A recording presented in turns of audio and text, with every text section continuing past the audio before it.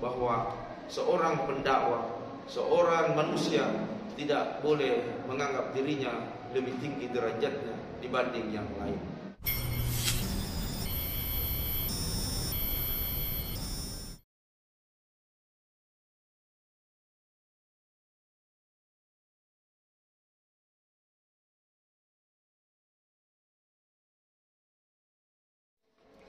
Bismillahirrahmanirrahim. Assalamualaikum warahmatullahi wabarakatuh.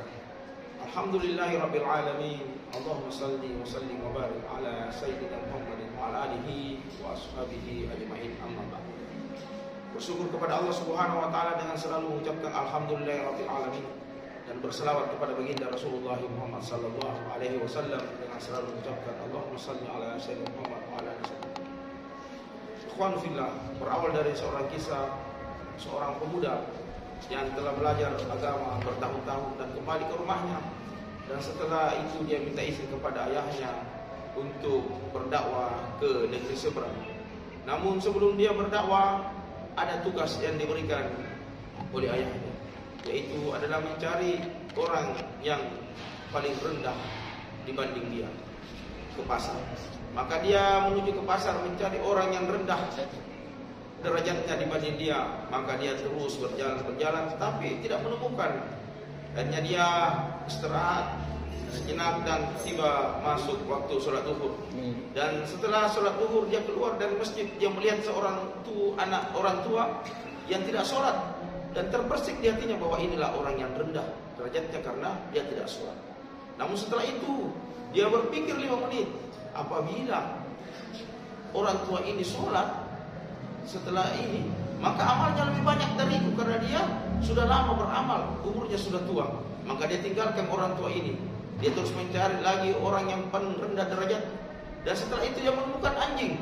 Namun setelah dia lihat anjing, terbersih di hatinya bahwa inilah yang rendah derajatnya karena ini seorang binatang.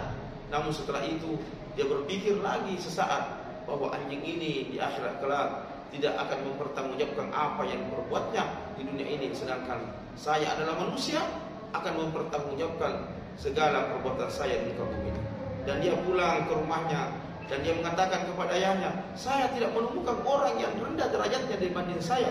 Maka ayahnya mengatakan, kamu sudah berhasil untuk berdakwah, artinya kamu sudah bisa berdakwah ke negeri seberang. Ikhwan fillah, maka perlu kita ketahui apa hikmah kisah ini, bahwa seorang pendakwah, seorang manusia tidak boleh menganggap dirinya lebih tinggi derajatnya dibanding yang lain. Sebagaimana kita ketahui bersama, iblis, siapa yang tidak kenal iblis? Dia adalah orang yang kuat beribadah, rajin beribadah kepada Allah Subhanahu wa taala. Dikeluarkan dari surga karena satu sifatnya saja, yaitu adalah sifat kesombongan, menganggap dirinya lebih baik daripada Nabi Adam alaihissalam. Maka ikhwanu fillah, hilangkan perasaan sombong di dalam diri kita jika ingin kita selamat di dunia ini juga selamat di akhir.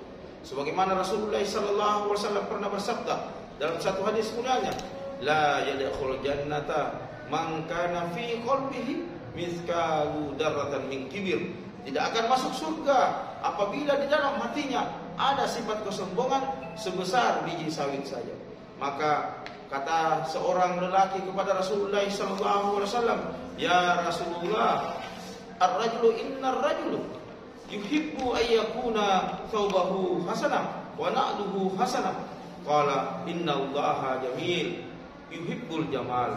Al-kibru batarul haq wa gamtun nas. Dan laki-laki ini mengatakan, ya Rasulullah, ada seorang lelaki ini dia paling senang berpakaian bagus dan berpenampilan yang bagus, berpakaian yang indah. Apakah ini termasuk orang yang sombong? Maka apa kata Rasulullah SAW? Sesungguhnya Allah itu maha indah dan menyukai yang indah-indah. Sesungguhnya orang yang sombong itu adalah memandang enteng manusia, tidak menerima kebenaran dan memandang enteng manusia.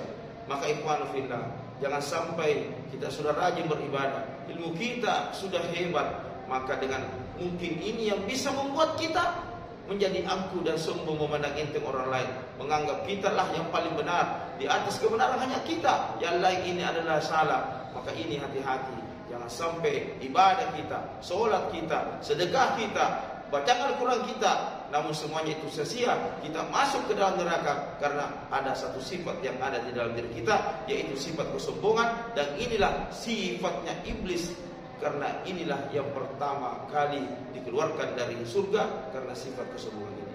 Ikhwan fillah, jaga hati kita, jaga hati kita, usahakan ada selalu sifat tawadhu di dalam diri kita, karena tawadhu itu, rendah hati itu mulia di sisi Allah Subhanahu wa taala. Ikhwan fillah, semoga kisah dan hikmah yang kita bisa ambil dari kisah ini menambah keimanan kita, menambah diri kita bahwa kita adalah orang yang rendah, orang yang tidak mempunyai apa-apa. Cuma Allah yang maha besar, Allah yang maha kuat, Allah yang maha mulia, yang kita harus pikirkan itu.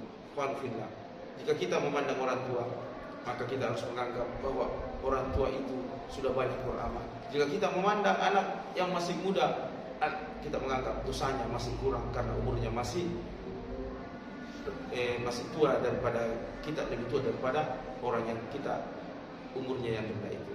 Maka inilah yang perlu kita tanamkan di dalam diri kita, adalah sifat tawadhu, yang ada perasaan menganggap diri kita orang yang paling hebat. Ikhwan fillah, semoga bermanfaat kisah yang singkat ini, hikmah yang singkat ini. Semoga kita bisa menjadi orang-orang yang lebih baik ke depannya. Hanya dengan ilmu kita bisa bahagia dunia, bertetangga di surga. Assalamualaikum warahmatullahi wabarakatuh.